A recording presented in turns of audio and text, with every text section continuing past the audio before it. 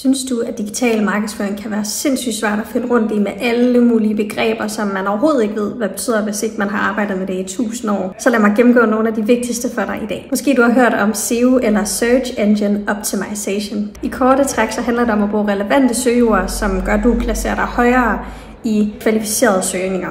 Altså at du kommer højere op på en Google-søgning eller en anden søgemaskine.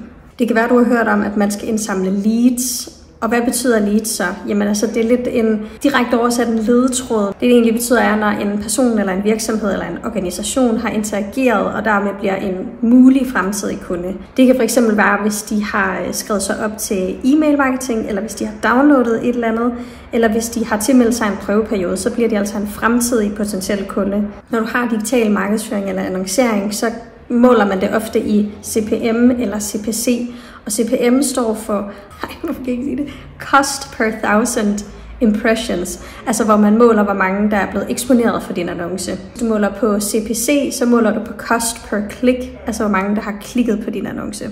For eksempel til en webside. Så det er altså en valuta, man kan bruge for at finde ud af, hvordan betaler du for den her, hvad er det, der skal opnås? Er det awareness, du skal nå ud til mange, eller er det mere sådan en, du skal føre folk hen et sted på en hjemmeside?